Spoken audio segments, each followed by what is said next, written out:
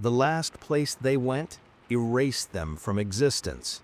A local followed a whisper into the wilderness, found an abandoned structure that shouldn't exist, and was never seen again. Tonight, I'm showing you what they found. There are places in this world where the boundaries between what we know and what we fear begin to blur. Places where the rational mind stumbles, where explanations crumble like dried leaves underfoot. The wilderness surrounding Millbrook Ridge has always been one of those places. For generations, locals have traded stories about the strange sounds that drift through the pines on windless nights, about hikers who claim to hear voices calling their names from empty clearings, about trails that appear and disappear like fever dreams. But these were always just stories, whispered over campfires and dismissed in the harsh light of morning, until Elara Vance walked into those woods and never walked out. Elara wasn't the type to chase shadows or indulge in local superstition. At 42, Elara was Millbrook Ridge's head librarian, a woman who dealt in facts, cataloged truths, and organized reality into neat decimal systems. She knew every family in town, had helped 3 generations of children discover their first favorite books, and could recite the founding history of the region from memory. When Elara spoke, people listened. When she went missing on October 14, 2023, the entire community felt the ground shift beneath their feet. The last person to see Elara was Tom Hendricks, who ran the general store on Main Street. He remembered her coming in that Thursday afternoon, purchasing a detailed topographical map of the Blackwood Forest region, a compass, and 3 days' worth of trail mix and water purification tablets.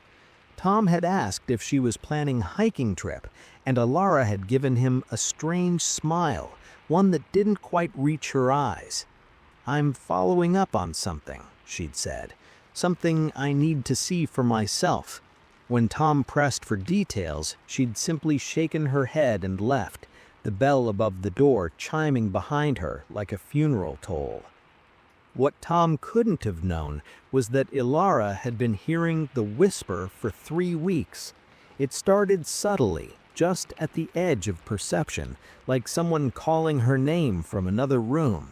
She'd turn, expecting to see empty library patrons needing assistance, only to find empty aisles and dust motes dancing in afternoon sunlight.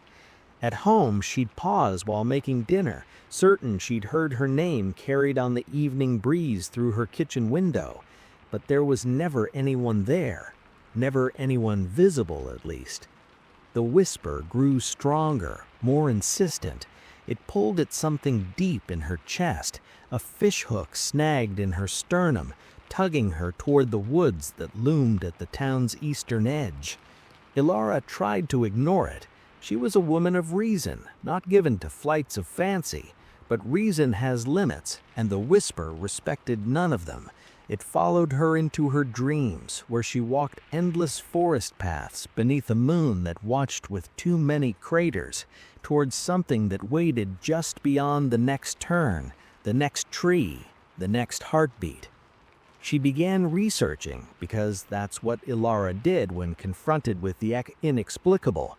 In the library's archives, she found references to other disappearances over the years, just enough to form a pattern if you knew how to look.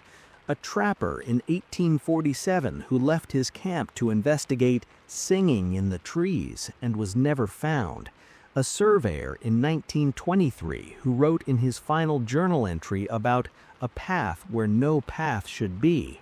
A teenage girl in 1987 who told her best friend she could hear her grandmother calling her name from the woods, even though her grandmother had been dead for 5 years. All of them had vanished without a trace. All of them had gone into the Blackwood Forest. None of them had come back. The archival photograph we have of Elara was taken just 2 weeks before she disappeared. She's standing in front of the library, surrounded by children for the annual Halloween story hour. She's dressed as a witch, complete with pointed hat and a book of fairy tales clutched in her hands. But if you look closely at her eyes, you can see something that wasn't there in earlier photos. A distance, a focus on something beyond the camera's lens. She's smiling, but it's the smile of someone who's already halfway gone. Her sister, Miranda, noticed the change too.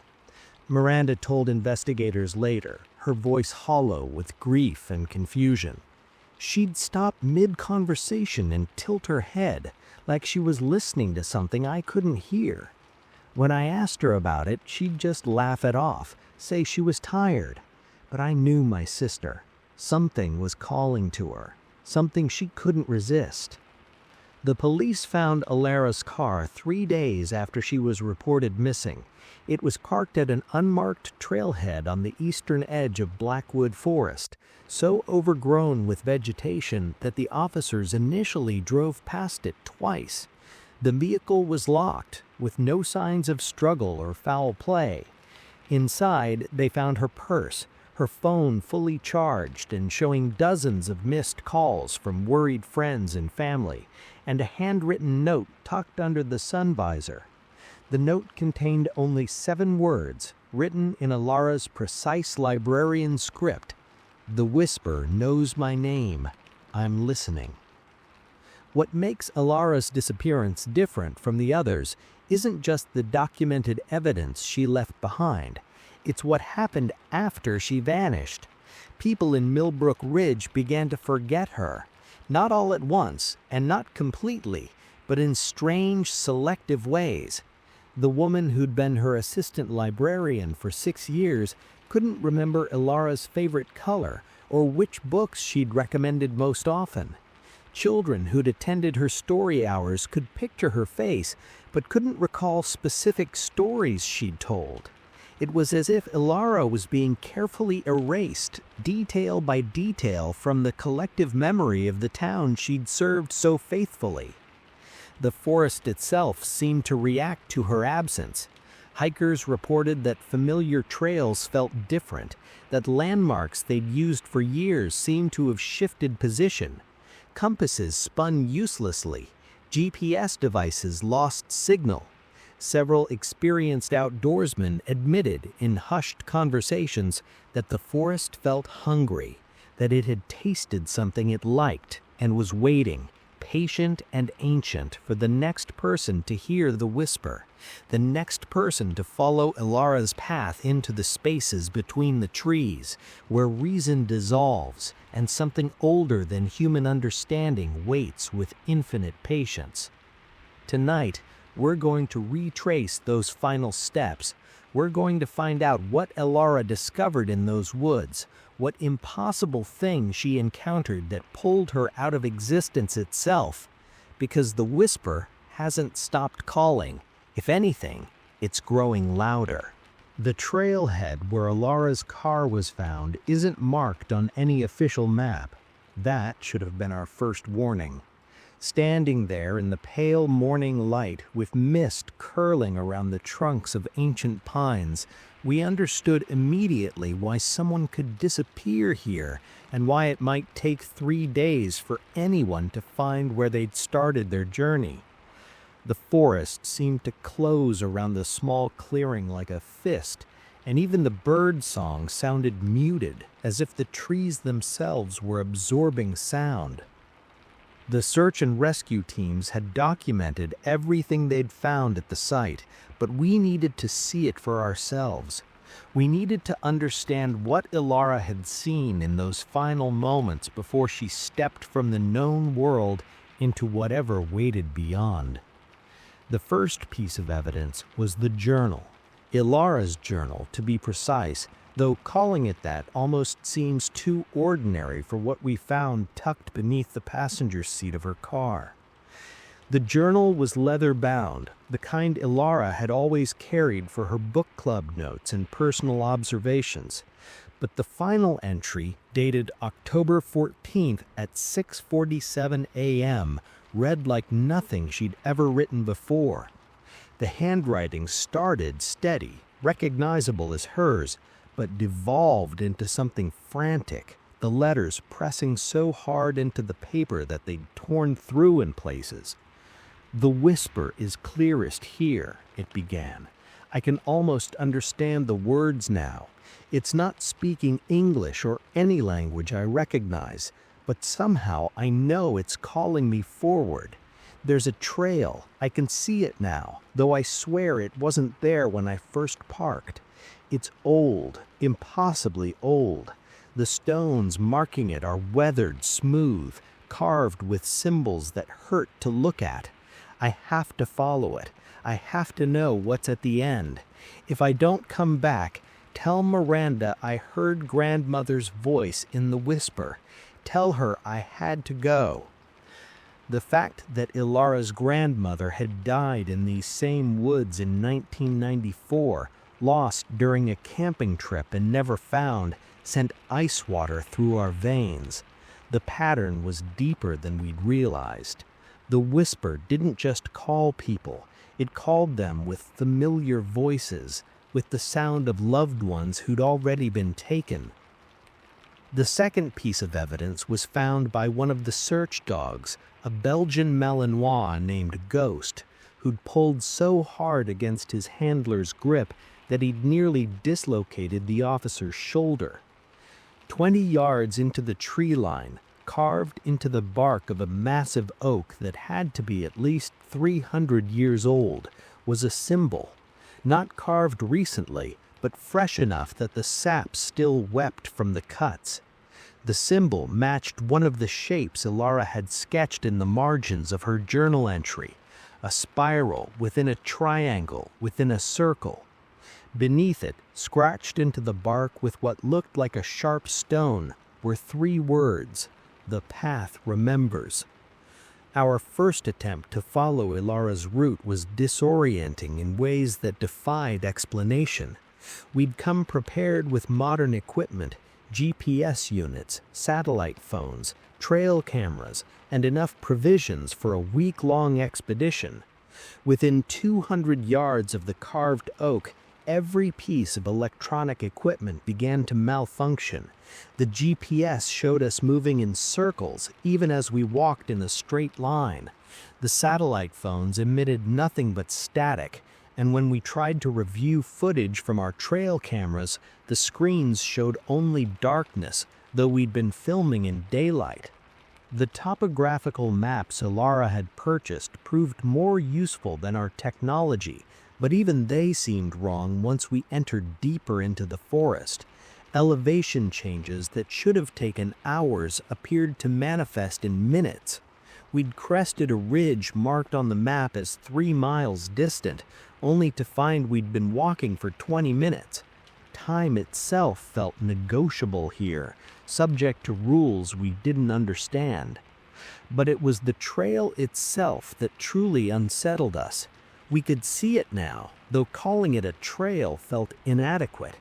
It was more like a scar through reality, a path that existed despite the forest's best efforts to conceal it. The vegetation on either side grew dense and hostile, thorned and twisted, but the trail itself remained clear. Not clear as in well-maintained, but clear as in nothing would grow there. The earth was packed hard, darker than the surrounding soil, and when we tested it, we found it was cold to the touch even in direct sunlight. Every 50 yards or so, we found stones marking the way. They were smooth river rocks, completely out of place in this highland forest, arranged in careful cairns. But these weren't modern trail markers left by hikers. These stones were ancient, covered in lichen so old it had calcified into mineral patterns. And each cairn bore symbols carved into the topmost stone, symbols that matched those in Elara's journal, symbols that seemed to shift and writhe when viewed peripherally. We documented everything. Photographs, though half of them came out corrupted or showed things that hadn't been there when we'd taken the pictures. Faces in the tree bark, shadows that moved against the angle of the sun. In one image, taken of a particularly large cairn, there appeared to be a figure standing just beyond the frame's edge, too distant and blurred to identify, but unmistakably human in shape. We'd been alone when that photo was taken. We were certain of it. The breadcrumbs Elara had left became more frequent the farther we traveled. A scrap of fabric from her jacket caught on a branch, a water bottle half full placed carefully at the base of a cairn, as if she'd meant to return for it. Most chilling was the compass we found hanging from a cord tied to a low branch, spinning lazily in a breeze we couldn't feel. The compass was old, brass and heavy, and engraved on its back were initials, EV. But beneath those initials, carved more recently and in a different hand, were others, MV, RV, TH. Elara's grandmother, Margaret, her great-grandfather, Robert, her great-great-uncle, Thomas, all people who'd vanished in these woods, all people whose bodies had never been found. The forest around us grew stranger with each mile. Trees that should have been deciduous bore needles. Pines grew bark that peeled like birch. We found mushroom circles 20 feet in diameter, the fungi inside glowing with a faint bioluminescence even in daylight. The air tasted of copper and ozone, the flavor of an approaching thunderstorm, though the sky above remained cloudless and still. By the time we'd traveled what our maps suggested was 5 miles, though our watches insisted only 2 hours had passed, we began to hear it, the whisper. Not one voice, but many, layered and echoing, speaking in languages both familiar and alien. They didn't call our names, not yet, but we could feel them learning us, tasting the shape of our identities, preparing to wear the voices of people we'd lost, people we'd loved, people we'd do anything to hear from just one more time. The trail began to descend, sharply. The maps showed no such depression in the terrain, no valley or ravine in this direction. Yet down we went, the air growing colder, damper, carrying scents of earth and decay, and something else, something that smelled like stone and starlight and time itself. The cairns appeared more frequently now, marking the trail every 10 yards, their symbols growing more complex, more urgent. And then we saw the first structure, not the impossible building Elara had described, but a warning, a circle of standing stones, each taller than a man, arranged in a perfect ring around a depression in the earth. The stones were covered in the same symbols we'd been following, but these were different. These were warnings. Keep out. Turn back. Here lies the threshold between what is and what should never be. We didn't need to translate them to understand their meaning. The message was written in the primal language of fear itself. We stood at the edge of that stone circle and looked down into the depression. At the bottom, barely visible in the shadow cast by the ancient megaliths, was the continuation of the trail. It led down, always down, into a darkness that shouldn't exist in the middle of the afternoon. And from that darkness rose the whisper, stronger now, insistent. We heard Elara's voice in it. We heard our own names being tested, tasted, tried on like masks. The trail was calling us forward, just as it had called Elara, just as it had called all the others who'd left their names carved on that spinning compass. We had a choice to make. Turn back while we still could, while our names were still our own, or follow the trail to its end and discover what truth had been worth Elara Vance's existence. We descended into the darkness. The air changed the moment we crossed the stone circle. It wasn't just colder, though our breath began to mist, despite it being mid-afternoon and early autumn. It was heavier, pressing against our chests like we'd suddenly descended several thousand feet in elevation. Our ears popped. The whispers grew momentarily louder, then fell to a subsonic thrum that we felt more than heard, vibrating in our bones and teeth. The trail beyond the standing stones was unlike anything we'd encountered above. Where the path through the forest had been ancient but recognizable, this was something else entirely. The ground beneath our feet was no longer earth, but stone, smooth and seamless, as if carved from a single massive piece of bedrock.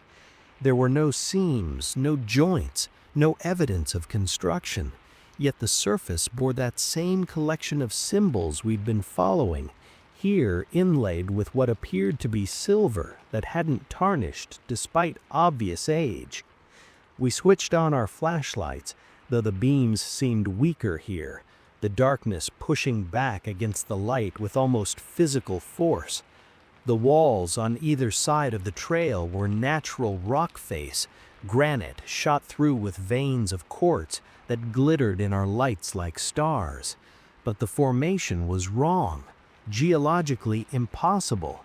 The strata ran vertically instead of horizontally, and the layers themselves seemed to be from different epochs, different environments, all pressed together in defiance of millions of years of natural law. Every 20 feet, we found alcoves carved into the rock walls. They were too regularly spaced to be natural, too deliberately shaped. Inside each one sat objects that shouldn't exist together in the same place, in the same time. A clay oil lamp next to a broken compass from the 1800s, a carved wooden mask that our archaeological training told us was at least 1,000 years old, positioned beside a woman's wristwatch from the 1980s, its face cracked but the second hand still ticking impossibly forward. In one alcove, we found a child's shoe, leather and hand-stitched, the style dating to colonial times, paired with a modern smartphone, its screen dark but its case bearing the unmistakable wear pattern of recent use. These were offerings, tributes, the last possessions of those who'd walked this path before us. We added them to our documentation, photographing each alcove, noting the impossible juxtapositions, the suggestion that this trail had been pulling people down into the earth for centuries, perhaps longer. The path remembered, just as Elara had written. It remembered everyone who'd ever walked it, and it kept pieces of them as proof of their passage. We found Elara's reading glasses in an alcove roughly half a mile down. They were folded neatly, placed with care on a flat stone that might have been natural or might have been carved specifically to receive them. The lenses caught our flashlight beams and threw back reflections that seemed to show movement in the darkness behind us. When we turned to look, there was nothing there. There was never anything there when we looked directly. But in our peripheral vision, in the spaces between heartbeats, we could sense them, the others who'd walked this path, the others who'd heard their names in the whisper and followed it down into the earth. They weren't gone. They were here, watching, waiting, perhaps trying to warn us or perhaps jealously guarding the secret they'd paid so dearly to learn. The trail continued to descend, spiraling gradually downward in a pattern that reminded us uncomfortably of the symbol Elara had drawn in her journal, a spiral within a triangle within a circle. We were walking the symbol. We were becoming part of its pattern. The mathematical precision of the descent was unnatural. Every revolution of the spiral dropped us exactly the same distance. Every curve had the same radius. This wasn't carved by human hands working from plans. This was carved by something that understood geometry in ways that transcended human comprehension. The walls began to change around the 3rd mile marker, though we were no longer certain how we knew it was 3 miles. Our watches had stopped working entirely, all frozen at different times. The digital ones were simply blank. but we could feel the distance in our legs, in our lungs, in the weight of the darkness pressing down from above.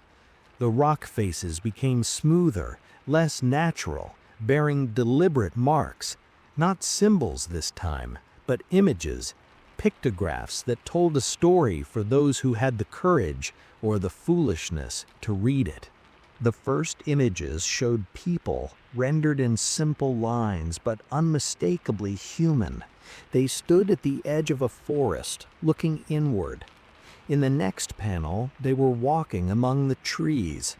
Then they were descending, just as we were descending. The fourth panel showed them reaching something at the bottom, a structure represented by angular lines and impossible geometries. The fifth panel showed them inside the structure. The sixth panel was empty, just smooth stone where the figures should have been. The people hadn't left the structure. They'd been integrated into it, absorbed, erased. We should have turned back. Every rational instinct screamed at us to climb back up into the daylight, to leave this place and its impossible trail and its hungry darkness behind. But the whisper had us now. We could hear it clearly, no longer subsonic, but vocal. Actual voices speaking actual words in a language that bypassed our ears entirely and spoke directly to something older than thought. It promised answers. It promised understanding. It promised the truth about Elara Vance and everyone else who disappeared into these woods over the centuries. The trail began to level out. The walls drew closer together, forcing us into single file. The symbols in the silver inlay grew more complex, more frenzied, as if whoever had created them was trying desperately to communicate something essential in the space that remained. We photographed everything, though we knew the images would likely be corrupted, knew that this evidence might never survive to see the surface world again. And then the walls opened up, and we emerged into a cavern that defied every law of physics and geology we'd ever learned. The space was vast, cathedral-like in its proportions, the ceiling lost in darkness far above our heads. But it wasn't natural. The walls were too smooth, too deliberately curved. The floor was that same seamless stone we'd been walking on, inlaid with an intricate mandala of silver symbols that spiraled outward from the center of the chamber to its edges, a pattern so complex and precise that looking at it for too long made our eyes water and our heads ache. The cavern should have been completely dark, this far beneath the earth with no natural light source, but it wasn't. A pale luminescence emanated from the walls themselves, from veins of some mineral we couldn't identify, pulsing gently like a heartbeat, like breathing, casting everything in a ghostly blue-white glow that seemed to come from everywhere and nowhere at once. But it was what stood in the center of the cavern that stole the breath from our lungs and the strength from our legs. The structure, the impossible structure that Elara had written about in her final journal entry, the thing she'd come seeking, the thing that had called her name through the forest with her dead grandmother's voice. It shouldn't exist. It couldn't exist. Yet there it stood, defying everything we knew about architecture, about physics, about the very nature of space and dimension. We stood at its threshold, and the whisper swelled around us, 1,000 voices speaking in perfect unison, calling our names, calling Elara's name, calling the names of everyone who'd ever heard the summons and followed it down into the darkness. We'd found what Elara had found. Now we understood why she'd never come back to tell anyone about it. Some discoveries change you. Some discoveries erase the person you were and replace them with something that can exist only in the space between what is and what cannot be. The structure was waiting for us to enter. It had always been waiting. It would always be waiting. Understanding the structure required abandoning everything we thought we knew about space and matter and time. It existed in the center of the cavern, that much was certain, but determining its actual size, its true shape, its relationship to the reality around it proved impossible. From one angle, it appeared to be a simple cube, perhaps 15 feet on each side, constructed from blocks of stone so perfectly fitted that not even a razor blade could slide between them. Turn your head 30 degrees, and it became an octahedron, facets reflecting the cavern's pale light in ways that hurt to watch. Blink, and it was a sphere, surface absolutely smooth, then a pyramid, then something with too many angles to count, geometry that folded in on itself in ways that three-dimensional space shouldn't allow. The material of the structure defied analysis. We approached carefully, hands outstretched, and when our fingers made contact with its surface, we felt stone and metal and glass and something organic all at once, none contradicting the others. The temperature of it fluctuated, warm, then cold, then warm again, cycling through extremes in seconds. The surface itself seemed to shift under our touch, solid becoming liquid, becoming something we had no words for, states of matter that physics insisted couldn't exist. Covering every surface of the structure, regardless of which configuration our eyes insisted it currently held, were symbols. Not the same symbols we'd seen on the trail, though they shared certain characteristics.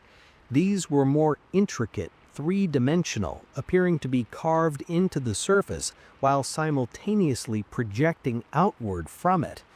Some glowed with their own light. Others seemed to absorb illumination, creating pockets of darkness deeper than the surrounding cavern. And they moved. Slowly, inexorably, the symbols crawled across the structure's surface like living things, rearranging themselves into new patterns, new messages, new warnings or invitations or equations that transcended human mathematics. The whispers were loudest here, emanating from the structure itself. We could hear Elara now, her voice clear and distinct among the chorus of the lost. She was speaking our names, telling us to come closer, to enter, to understand. But there was something wrong with her voice, something that suggested it was being played backwards and forwards simultaneously, time folding over itself until past and future became meaningless concepts. Around a base of the structure, we found evidence of others who'd stood where we stood. More offerings in the alcoves that ringed the chamber, but also marks scratched into the cavern floor, names, dates, messages. The oldest we could make out was from 1734, a simple inscription. James Reeves entered seeking truth, found only questions. Beside it, more recent, Margaret Vance, 1994. The structure sings to me. I will learn its song. Elara's grandmother. And there, fresh enough that the stone dust from its carving still lay in the grooves, Elara Vance, October 14th, 2023. I understand now. I forgive you, grandmother. I'm coming home. But what did that mean? Coming home to what? To whom? The structure stood silent and patient, its impossible angles shifting through configurations that human minds weren't meant to process. We circled it slowly, documenting everything, though our cameras struggled to capture what we were seeing. The images they produced were fragmentary, contradictory, showing the structure from angles we'd never approached it from, revealing faces and figures and architectural details that weren't present when we looked with our naked eyes. On what we arbitrarily designated as the structure's front, though it had no clear entrance or orientation, We found something that might have been a door. It was a vertical seam in the surface, perfectly straight, running from base to apex regardless of the structure's current configuration. No handle, no lock, no obvious mechanism for opening. But when we touched it, the seam began to widen, the structure's substance flowing apart like water, revealing darkness within. Not the absence of light, but the presence of something that actively consumed it, a darkness so complete that our flashlight beams simply ended at its threshold, absorbed rather than reflected. The whispers became voices, became screams, became songs, became numbers, became thoughts that weren't ours, all pouring out of that opening in a torrent of meaning that overwhelmed our ability to process it. We staggered back, hands over our ears, though the sound wasn't entering through our ears, covering our eyes, though the images weren't coming through our eyes. The structure was communicating directly with our consciousness, bypassing our senses entirely, downloading information into our minds faster than we could understand or reject it. We saw the structure's history, or something like history.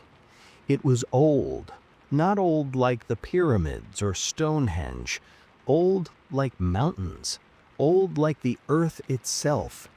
It had been here before humans walked these lands, perhaps before humans existed at all. It had been buried when the continents were still forming, sealed beneath geological ages of rock and time, waiting for the right moment to call out, to whisper, to draw seekers down into its embrace. We saw its purpose, though understanding and describing are different things. It was a repository, a library, an archive of everyone who'd ever entered it, their thoughts and memories and experiences preserved in whatever impossible medium the structure used for storage. Elara was in there, her grandmother, her great-grandfather, every Vance who'd heard the whisper across generations, pulled by some genetic predisposition toward the structure's call. They weren't dead. They weren't alive. They existed in a state that transcended such binary limitations, their consciousness preserved and accessible, eternal and unchanging, free from time's arrow, but also imprisoned by that freedom. The structure had been calling them for centuries. The Vance bloodline carried something in their genetic code, some marker or signature that resonated with the structure's frequency. It pulled them in like iron filings to a magnet, generation after generation, growing its collection of minds and memories, adding to its vast library of human experience. Elara hadn't been erased from existence. She'd been cataloged, filed away, made permanent. But the structure didn't just take, it offered something in return: knowledge, understanding, the ability to access all the thoughts and experiences of everyone it had ever absorbed. Inside the structure, Elara could speak with her grandmother, share consciousness with ancestors stretching back centuries, experience lives lived before her birth. She could know everything they'd known, feel everything they'd felt, exist in a state of communion that transcended individual identity. The structure promised apotheosis. It promised immortality. It promised an end to loneliness and separation and the terrible isolation of existing in a single body with a single perspective in a single moment of time. All it asked in return was everything you were. We stood at the threshold, the opening before us, darkness within calling with voices we loved and trusted. The structure was patient. It had waited millennia. It could wait a few minutes more while we made our decision. Enter and join the chorus, add our thoughts and memories and experiences to its eternal archive, exist forever in communion with all the other seekers it had collected over the ages, or turn back, climb up toward the surface, the daylight, the world of separate bodies and finite lifespans, and the crushing weight of individual consciousness. But could we turn back? The trail had led us here with deliberate intent. The whispers had learned our names, tasted our identities, drawn us down through the earth with purpose. The structure wanted us. Not for any malicious reason. It wasn't evil or hungry or cruel. It simply was, serving its function as it had for longer than human history, collecting and preserving and offering transcendence to those willing to pay its price. Inside the darkness, we could see movement now, shapes, figures, people who were no longer quite people, their forms fluctuating between solid and transparent, past and present, individual and collective. They were gesturing to us, beckoning, welcoming. Among them, we recognized Elara Vance. She looked exactly as she had in that final photograph, the one taken at the library's Halloween story hour, except her smile reached her eyes now. She'd found what she'd been seeking. She'd solved the mystery. She was home. She was calling our names, and unlike the whispers that had led us here, her voice was absolutely clear, absolutely certain, absolutely true. "Come in," she said, words that bypassed our ears and formed directly in our minds. The structure remembers everything. Let it remember you. Let yourself be preserved, perfected, made permanent. The whisper brought you here for a reason. Don't turn away from what you were meant to become. Behind Elara stood others, decades worth of seekers, centuries worth of the lost, all of them whole, all of them waiting, all of them adding their voices to the invitation, creating a harmony that promised peace and understanding and an end to all the questions that had driven us to seek this place. The structure pulsed with luminescence, its symbols rearranging into a pattern we somehow understood meant welcome, meant acceptance, meant home. We stood at the threshold between the world we'd known and the existence we'd been offered, and we had to choose. Time moved strangely at the threshold. We might have stood there for seconds, or hours, or days, caught between the world above and the impossible space within the structure. Our bodies were still in the cavern, still breathing the cold air, still feeling the hard stone beneath our feet, but our minds were already half inside, touching the edges of that vast consciousness, sampling what it would mean to join the collective archive, to become part of something eternal and unchanging. We could feel them all in there, not just Elara and her ancestors, but everyone the structure had ever absorbed. Hundreds of minds, perhaps thousands, stretching back through centuries of history. They weren't suffering. They weren't trapped in any traditional sense. They existed in a state beyond such binary conditions, their individual consciousness preserved, but also merged, able to experience isolation and communion simultaneously, to be themselves and more than themselves at once. It was terrifying. It was beautiful. It was utterly beyond human comprehension. But as we stood there, as Elara's voice grew more insistent, as the structure's pull strengthened, something shifted in our awareness. A clarity cut through the seductive promises and transcendent visions. We thought about Elara's sister, Miranda, still in Millbrook Ridge, still grieving, still searching for answers about what happened to her sister. We thought about Tom Hendricks at the general store, about the children who'd attended Elara's story hours, about the fabric of the community that had been damaged when she disappeared. The structure preserved consciousness, yes. It offered a form of immortality, but it also erased presence. Everyone inside the structure was gone from the world above. Their bodies, their stories, their connections to the living, all severed. They existed in perfect preservation, but they no longer existed in any meaningful sense to the people who'd known and loved them. They'd been archived, and in the archiving, they'd been removed from life itself. We pulled back from the threshold, just a step, just enough to break the immediate connection to the structure's consciousness. Elara's expression changed. The smile faded, replaced with something that might have been disappointment or might have been relief.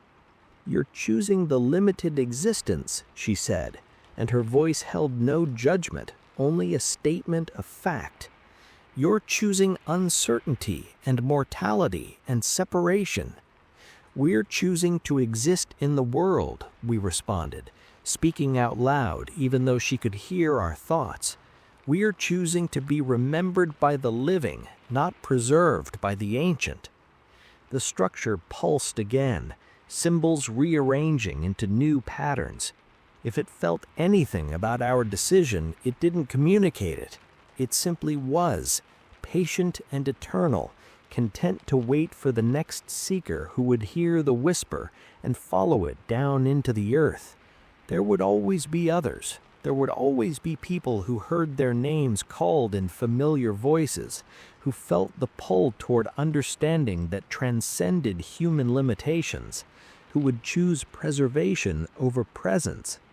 But we were not among them, not today, not standing here with Elara's form still visible in the darkness, with the weight of all those archived lives pressing against our consciousness, with the knowledge of what the structure truly offered and what it truly cost.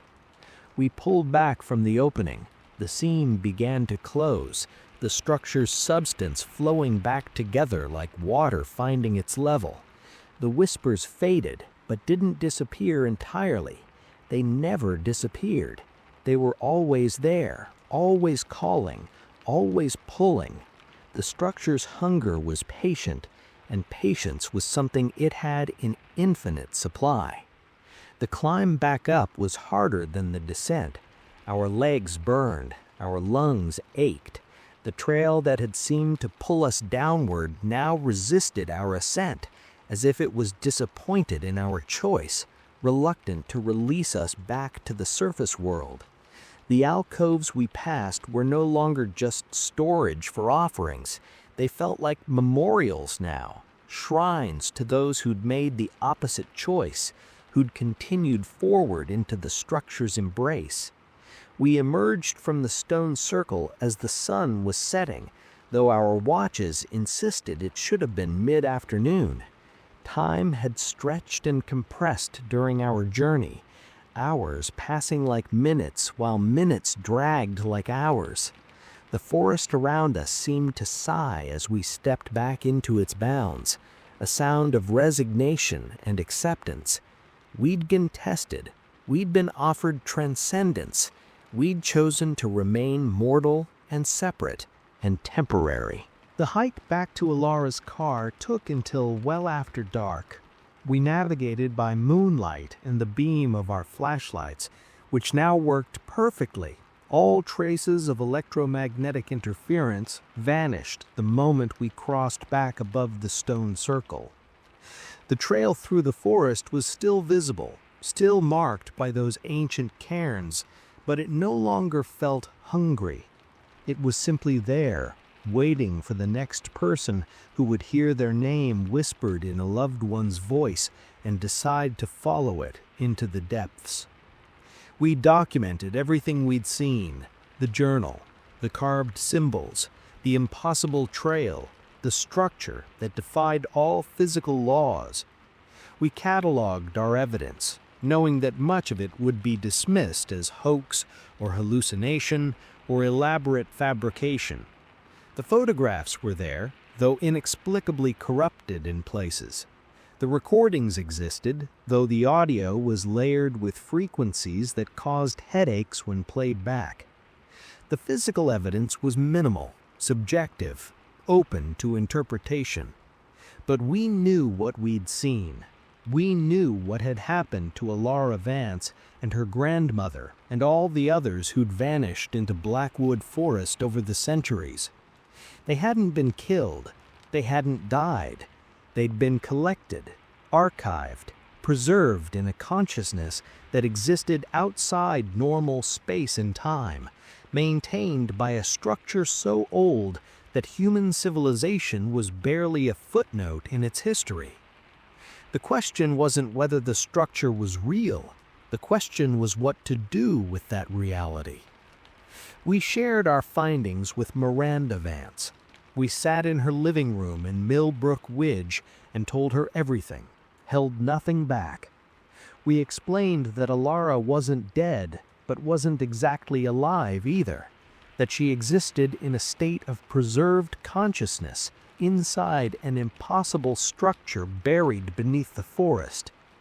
We expected disbelief, anger, accusations of cruelty or madness.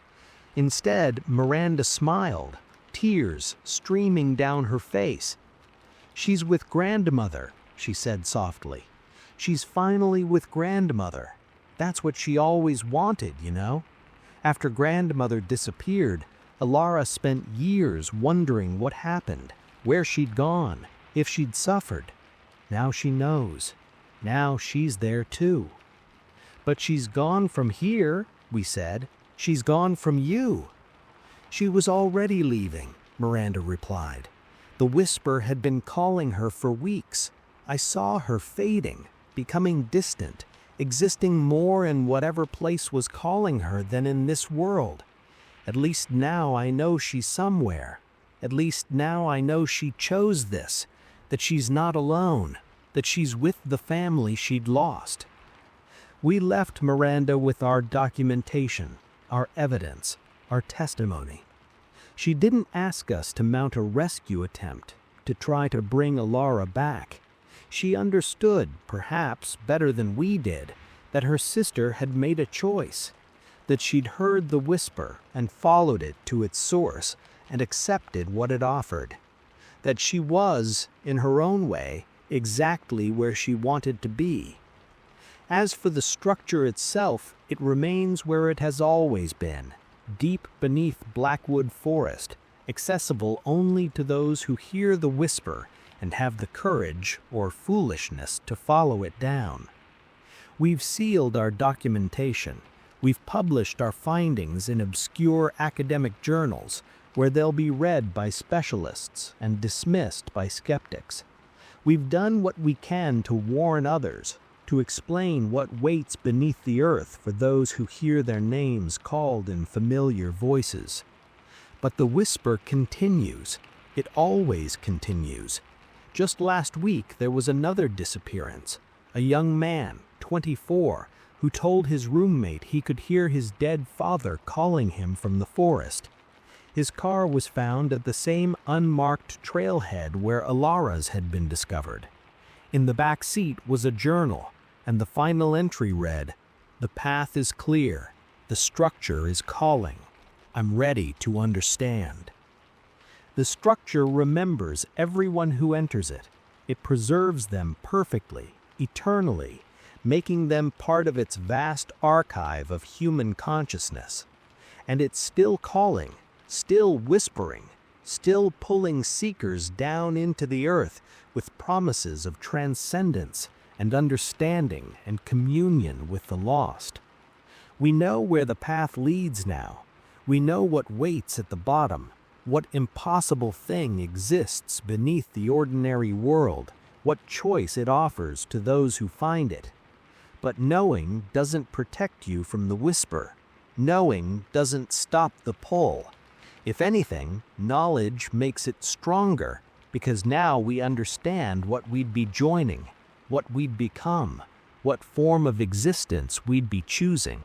Late at night, In the hours between midnight and dawn, we sometimes hear our names called in voices we recognize. Our dead grandmother, our lost friend, someone we loved and lost, speaking from impossible distance, inviting us back to the trail, back to the structure, back to the darkness that promises light. We haven't gone back, not yet, but the whisper is patient. The structure is patient. They've waited millennia. They can wait a few more years, a few more decades, until the pull becomes too strong to resist, until we finally decide that preservation is worth more than presence, until we choose to join Elara and all the others in that eternal archive beneath the earth. The trail is still there, the structure is still calling, and somewhere in Blackwood Forest, if you listen carefully on windless nights, you can hear the whisper learning your name, tasting your identity, preparing the voice it will use to call you down into the depths. What we found explained where Elara went, but it didn't answer the most important question. Should we have followed her? Should we still? The structure offers something profound, something transcendent, something that defies every limitation of human existence, but it requires everything in return. Your presence in the world, your connection to the living, your body, your life, your future, all traded for a different form of existence, eternal but unchanging, preserved but removed. Each of us must decide for ourselves if that trade is worth making. Each of us must choose whether to answer when we hear the whisper calling our name. We made our choice. We turned away. But the structure doesn't judge. It simply waits, patient and eternal, for the next seeker who will hear their name spoken in a familiar voice and decide to walk into the woods, to follow the forgotten path, to descend into the darkness, and to step across the threshold into something beyond life and death, beyond time and space, beyond human comprehension. The whisper is still calling. It's always calling. And someday, inevitably, someone you know will hear it, will follow it, will make the same journey Elara made, and face the same choice we faced. What they decide will determine whether they're ever seen again, or whether they become another name carved at the structure's base, another voice in the chorus, another consciousness preserved in that impossible archive beneath the earth. The trail remembers everyone who walks it. The structure remembers everyone who enters it. And now you remember too. You know what's out there waiting in the darkness beneath Blackwood Forest. You know what happens to those who disappear into the woods and are never seen again. The only question is, when you hear the whisper calling your name, will you follow?